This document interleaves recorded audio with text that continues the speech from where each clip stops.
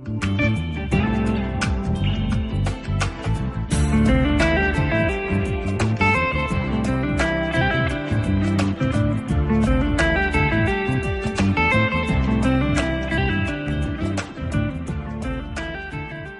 ላይ ቆም ብዬ ያለፈውን ህይወቴን ስመለከት ሳይኮሎጂስት ለመሆን የወሰንኩበትን ቀን ስመለከት አሁን የምኖረውን ህይወት ሳይ ያኔ ሳይኮሎጂስት ባልሆን አሁን የተለየ ህይወት እንደሚኖረኝ ሳስብ ሞቲቬሽናል ስፒከር ልሆን ወይም የመነቃቃት ንግግር የማደርግ ሰው ልሆን ብዬ የወሰንኩበትን ያንን ቀን መለስ ብዬ ሳስብ አሁን እነዛን ውሳኔዎች ባልወስን ህይወቴ ምን ያህል የተለየ እንደሆነ ሳስብ ውሳኔ በህይወታችን ላይ ምን ያህል ግዙፍ ቦታ እንደያዘ እረዳለሁ። ብዙዎቻችን ዛሬ የምንኖረውን ህይወት የምንኖረው በትናንት ውሳኔያችን ነው። የትናንት ውሳኔያችን ዛሬ ህይወታችን የምንመራበትን መንገድ ወስኖታል። ለዚህም ነው ዛሬ ቆም ብዬ ሳስብ የቀሪ ህይወታችን የሚወስነው ነገር ምንድነው ብዬ እንዳስብ የሚያደርገኝ። ዛሬ ለቀሪ ህይወታችን የመጀመሪያው ቀን ናት። የቀሪ ህይወታችን የሚወሰነው ዛሬ በምንወስነው ነገር ነው። አሁን ያለንበት የህይወት ደረጃ የትናንት ነጸብራቅ ከሆነ ነጋችን ደግሞ የዛሬ ውሳኔያችን ነጸብራቅ ይሆናል ማለት ነው። ህይወት በዚህ መልኩ ሊቀጥል አይችልም። ብዙዎቻችን አንድ ያልተረዳነው እውነት አለ። ህይወት በየደቂቃዋ ውስጥ ሁሉ ለውጥ ላይ ነች። ሁሉም ነገር በመለወጥ ላይ ነው ያለው። ሁሉም ነገር ህይወት ወይ ወደ ከፍታ ትለወጣለች ወይ ወደ ታች ይሆናል ጉዟችን ማለት ነው። ስለዚህ ሁሉም ነገር በመለወጥ ላይ ከሆነ ያለው ዛሬ አሁን ባለንበት ህይወት ደረጃ መቀጠል የማንችል ከሆነ ህይወታችን ወይ ማደግ ወይ ደግሞ ወደ ታች መሆን ከሆነ ምርጫው አንዱን የመምረጥ ውሳኔ ደግሞ የኛ ይሆናል ማለት ነው። ለምሳሌ አንድን ቤት ሰርተን ክፍተህ ብንተው ማንም ሰው የማይኖርበት ቢሆን ያን ቤት የሸረሪት ድር አድርቶ አርጅቶ ነው የምናገኘው ከሆነ ያህል ጊዜ በኋላ። ወይም ደግሞ በግብርና አንድን መሬት ሳናርስ ብንተው ያን መሬት አረም ነው የሚያበቅለው። ህይወት እድገት ብቻ ነው ጥረታችንና የኛን ውሳኔ የሚጠይቀው። ሌላ ነገር አንድ ነገር ዝም ብለን ብንተው ህይወት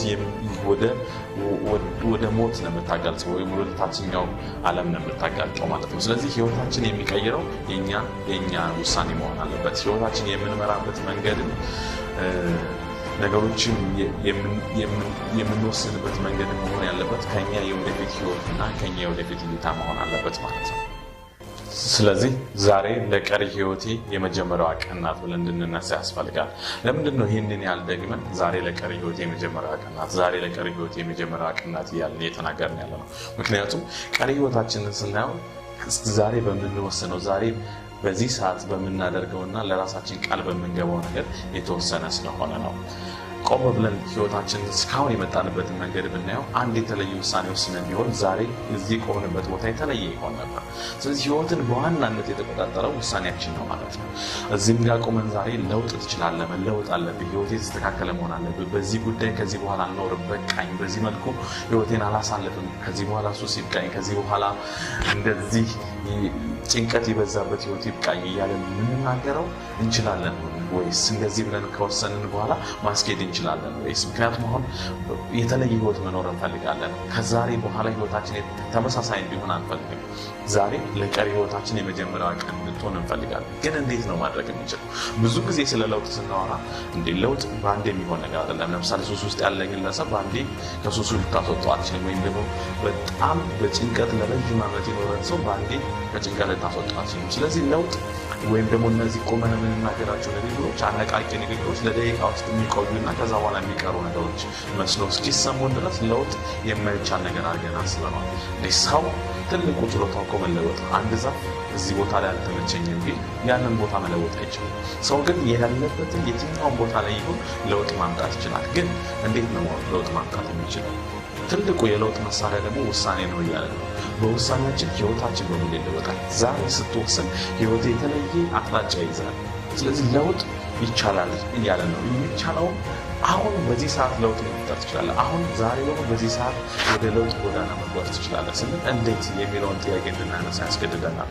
እንዴት ነው ዛሬ ሱሰኛ ነኝ፣ ለረዥም ዓመት ያጨስኩ ሰው ነኝ፣ ለረዥም ዓመት የአልኮል ሱስ ውስጥ የገባው ሰው ነኝ፣ ለረዥም ዓመታቶች በተለያዩ የህይወት ጭንቀቶች ውስጥ የኖርኩ ሰው ነኝ። ታዲያ እንዴት ነው ያንን የረዥም ዓመት ጫና የረዥም ዓመት ጭንቀት እንዴት ነው በአንዴ ማራግፈው ብለን ልታስብ ይችላለን። እኛ ግን ይቻላል እያለ ነው። ዛሬ ለቀሪ ህይወት የመጀመሪያዋ ቀን ናት። ዛሬ በምትወስነው ውሳኔ ህይወት በሙሉ ይስተካከላል። እኛ ትችላለህ ስንልህ ወይም ህይወትን በተለየ መንገድ መኖር ትችላለህ እያለን ያለነው የለውጥ ሂደት ያልተረዳን ሆነን አይደለም። ለውጥ ጊዜ እንደሚፈልግ እናውቃለን። በለውጥ ሂደት ውስጥ አንዴ ከፍ ማለት ሌላ ጊዜ ዝቅ ማለት እንዳለ እናውቃለን። ግን የቀሪ ህይወት የሚወሰነው ዛሬ በምትወስነው ነገር ነው። በዚህ ሰዓት በዚህ ይህን ፕሮግራም እያየ ከዚህ በኋላ ህይወት እንዲህ እንዲሆን አልፈልግም ብለህ በምትወስነው ውሳኔ የቀሪ ህይወት እንደሚወሰን ግን እናውቃለን። ለውጥ በአንድ ቀን የሚመጣ ነገር እንዳልሆነ እናውቃለን። ግን ህይወታችን የምንመራበትን አቅጣጫ በአንድ ደቂቃ መቀየር እንደሚቻል ግን እናውቃለን። ይህንን ስል ለምሳሌ ረዥም ዓመት ሱሰኛ ሆኖ የኖረን ሰው በአንድ ቀን ከሱስ ይወጣል እያለ ማለት ነው። ግን ከዚህ በኋላ ሱስ በቃኝ ከሱስ መውጣት አለብኝ ብሎ የሚቆርጥባት ደቂቃ ግን አንድ ደቂቃ ማትሞላ ሰከንዶች ውስጥ ያለ ውሳኔ ይሆናል ማለት ነው። ታዲያ ይህንን ውሳኔ እንዴት ነው አምነን በህይወታችን ውስጥ እናስቀጥለው? ብዙ ሰዎች ይወስናሉ። ከዚህ በኋላ አላጨስም፣ ከዚህ በኋላ አላደርግም፣ ከዚህ በኋላ በዚህ መልኩ አልኖርም እያለን ብዙ ጊዜ ለራሳችን የምንናገራቸው ነገሮች አሉ። እነዚህ ነገሮች ሁሉ ውሳኔ ናቸው። አንድ ሰው ከዚህ በኋላ ይህንን ነገር አላደርግም ስላለ እየወሰነ ነው ወይ? ውሳኔስ ምን ማለት ነው? በማንኛውም የህይወታችን እንቅስቃሴ ውስጥ ውሳኔ የማይቀር ነገር ነው። ሁሌም በየደቂቃው በየሰከንዱ በውሳኔ ውስጥ ነው የምንኖረው። አለመወሰን ውስጥ ራሱ ትልቅ ውሳኔ እሱ ነው። ላለመወሰን ረጅም ጊዜ ሲፈጅብን ያንን ነገር ላለመወሰን እየወሰንን እንደሆነ አላወቅንም ማለት ነው። ስለዚህ ህይወታችን በተለየ መንገድ የምናስቀጥልበትን አቅጣጫ ግን ዛሬ መወሰን ይችላል። እንደዚህ የሚሄድ ከሆነ ነው ከዚህ በኋላ በዚህ መልኩ አልሄድም፣ በዚህኛው መንገድ ነው የሚሄድ ካልኩኝ እዚች ቃል ቁም የሚወስንባት ውሳኔ ህይወቴን ወደ ተለየ አቅጣጫ አስኪደዋለች ማለት ነው። ሰዎች ሲወስኑ ህይወታቸውን ምን እያሉት ነው? ውሳኔ ማለት እኮ በማንኛውም ሁኔታ ውስጥ ላለተው የፈቀድ ማስተሳሰብ ማለት ነው። ምንም ይምጣ ምንም በምንም ሁኔታ ውስጥ መሆን ይህንን አስተሳሰብ አልተውም ብዬ ቃል የገባሁት ነገር ነው ውሳኔ ማለት እሱ ነው። በስሜት ውስጥ ሆነን ወይም ደግሞ ሌሎች ሰዎች በፈጠሩበት ጫና ውስጥ ሆነን የምንወስነው ውሳኔ ሳይሆን ከውስጣችን የህይወትን አካሄድ በመረዳት የምንይዘው አመለካከት የምንወስነው አስተሳሰብ ነው ውሳኔ ማለት። ስለዚህ ውሳኔ ውስጥ ስንሆን ዛሬ ለቀሪ ህይወቴ የመጀመሪያዋ ቀን ናት ስል ከዚህ በኋላ ህይወቴ የተለየ እንዲሆን እፈልጋለሁ፣ በዚህ መልኩ እንዲቀጥል አልፈልግም ብለን ስንናገር ምን ማለት እንደሆነ እየተናገርን ያለው ነገር ገብቶን ይሆናል ማለት ነው። ዛሬ ለቀሪ ህይወቴ ነው። ዛሬ የምወስነው ውሳኔ የቀሪ ህይወቴን ይወስነዋል እያልኩ ነው ማለት ነው። ስለዚህ ውሳኔ ስንወስን ከምን ተነስተን ነው መወሰን ያለብን? ከዛሬያችን ተነስተን ነው ወይ ለነጋችን ውሳኔ ማስተላለፍ ያለብን? ውሳኔያችንን ምንድን ነው በዋናነት ተጽዕኖ የሚያሳድርበት? አንዳንዴ ምንም እንከን የሌለው ውሳኔ ለመወሰን ምንም ስህተት የማይገኝበትን ውሳኔ ለመወሰን እንሞክራለን። አንዳንዴ ደግሞ ኃላፊነትን በመፍራት ውሳኔ ውስጥ መግባት ራሱ እስኪያስፈራን ድረስ እንቀጥላለን። ታዲያ ውሳኔ ስንወስን ምንድን ነው ትኩረታችን ሊሆን የሚገባው? አሁን ለምሳሌ ዛሬ ያለሁበት ሁኔታ አይቼ እኔማ መቼም ከሱስ አልወጣም ብዬ ልወስን እችላለሁ። ምክንያቱም ዛሬ አንድ ሲጋራ ቀረብኝ ብዬ በአይኖቼ የሚመጣ ከሆነ ወይም ደግሞ አልኮል አልጠጣውም ብዬ ቀኔ በሙሉ በድብርት ማሳለፍ ከሆነ ወይም ደግሞ የመነቃቂያ ነገር አላደረኩም ብዬ ህይወቴን በጭንቀት ማሳለፍ ከሆነ ከዚህ ስሜት ተነስቼ የወደፊት ልወስን ብል ውሳኔዎቼ እንደማልችል ነው የሚነግረኝ። ምክንያቱም አሁን ያለሁበትን ስሜት ስለማውቀው። ለምሳሌ ዛሬ ላይ ምንም ኪሴ ውስጥ ምንም ብር የለም ማለት ነገ ሚሊየነር አልሆንም ማለት አድርገን እንድናስብ ያደርግናል። ስለዚህ ውሳኔ ስንወስን ዛሬ ካለንበት ነባራዊ ሁኔታ ተነስተን ነው የምንወስነው አይደለም። እንዲሁም ሰዎችን በትልቁ ተጽዕኖ የሚያሳድርባቸው የትናንትና ማንነታቸው ሳይሆን ስለ ነገ የሚያስቡት አስተሳሰባቸውና ራዕያቸው ነው ይባላል። ነገን እንዴት ነው እንዲሆን የምትፈልገው? ውሳኔ ስትወስን ዛሬ ካለበት ሁኔታ ተነስተህ ሳይሆን ነገ መድረስ ከምትፈልግበት ነገር ተነስተህ ይሆናል ማለት ነው። በአንድ ወቅት የሰማሁትን ነገር ልናገራ። የሆኑ ሰዎች ጓደኛቸው ህመም ላይ ስለነበር ወደ ሆስፒታል ሄደው ሊጠይቁት ይፈልጋሉ። ጓደኛቸውን ሄደው ካጽናኑት በኋላ ይዞ ይሄ ያልፋል ብለው ካነጋገሩት በኋላ ምን ያህል ጊዜ ሆነ ግን ሆስፒታል ከገባ አሉት። ሰውየው ምን አላቸው? ከ3 ሳምንት በኋላ 1 ወር ይሞላኛል አላቸው። ጓደኞች በሙሉ ተሳሳቁ። ገና እኮ 1 ሳምንት ነው ከ3 ሳምንት በኋላ ትላለህ እንዴ ብሎ ተሳሳቁ። ይህ ታሪክ ሁሌ አንድ ነገር እንዳስታውስ ያደርገኛል።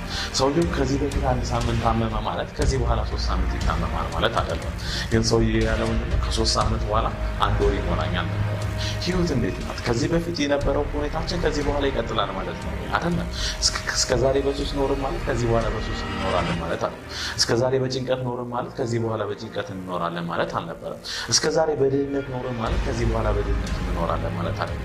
እስከዛሬ በስንፍና በትምህርታችን ዝቅተኛ ውጤት የምናመጣ ሰዎች ሆነን ማለት ከዚህ በኋላ ይህ ስንፍናችን ወይም በዝቅተኛ ውጤት ማምጣታችን ይቀጥላል ማለት አይደለም።